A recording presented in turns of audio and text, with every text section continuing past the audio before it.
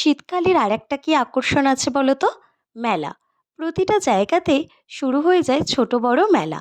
আর আমাদের বাড়ির কাছে যেই মেলাটা হয় সেটা হচ্ছে ত্রিবেণীর মিলন মেলা, যার জন্য আমরা সারা বছর অপেক্ষা করে থাকি।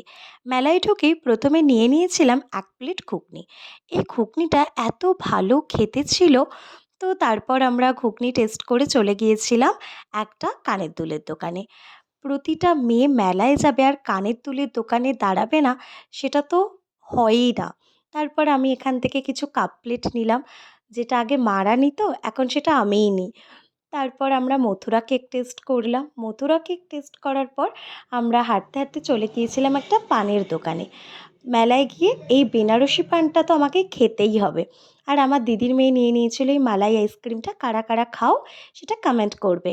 তারপর আমরা রাইডেও চেপেছিলাম, বাট সেটার আর ক্লিপস নেওয়া হয়নি, কারণ ও যা ভয় পাচ্ছিল। তারপর আমরা নিজেরা একটু ভিডিওর ক্লিপস নিচ্ছিলাম। আর সেদিনকে ছিল সানডে, প্রচুর ভিড় হয়েছিল। আবার হাঁটতে হাঁটতে নিয়ে নিয়েছিলাম একটা আইসক্রিম।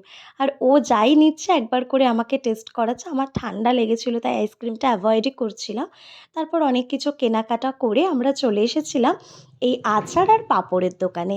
এখান থেকে কয়েক রকম পাঁপড় কিনে বাড়ি আসার সময় একটা রেস্টুরেন্টে ঢুকলাম ১ প্লেট বিরিয়ানি নিতে। তারপর বিরিয়ানি নিয়ে বাড়ি আসছি। আর দেখো প্রায় অনেকটা রাত হয়ে গিয়েছিল আর চারিদিক অন্ধকারও হয়ে গিয়েছিল।